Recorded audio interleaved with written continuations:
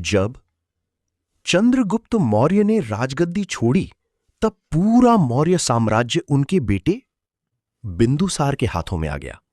लेकिन समस्या यह थी कि इतना विशाल साम्राज्य संभालना आसान नहीं था। उत्तर में हिमालय, पश्चिम में अफगान क्षेत्र और दक्षिण में दक्कन तक फैला हुआ साम्राज्य, हर जगह विद्रोह का खतरा था।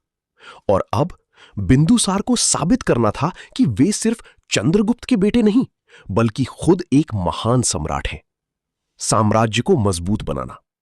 राजा बनते ही बिंदुसार ने सबसे पहले सेना और प्रशासन पर ध्यान दिया।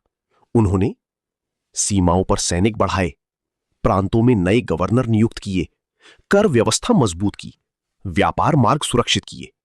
उनके शासन में मौर्य साम्राज्य पहले से भी ज्यादा स्थिर हो गया।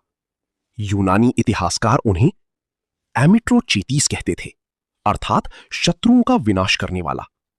दक्षिण भारत की ओर विस्तार। जहां चंद्रगुप्त मौर्य ने उत्तर भारत को एकजुट किया था, वहीं बिंदुसार की नजर दक्षिण भारत पर थी। उन्होंने अपनी विशाल सेना दक्कन की ओर भेजी। धीरे धीरे कई छोटे राज्यों ने समर्पण कर दिया, कुछ ने युद्ध किया, कुछ ने संधि कर ली। कहा जाता है कि बिंदुसार ने दक्षिण भारत के अधिकांश हिस्सों को अपने नियंत्रण में ले लिया था। सिर्फ कुछ तमिल राज्य ही पूरी तरह स्वतंत्र रहे। अब मौर्य साम्राज्य लगभग पूरे भारत पर छा चुका था। विदेशी संबंध। बिंदुसार सिर्फ योद्धा नहीं थे, वे एक चतुर कूटनीतिज्ञ भी थे।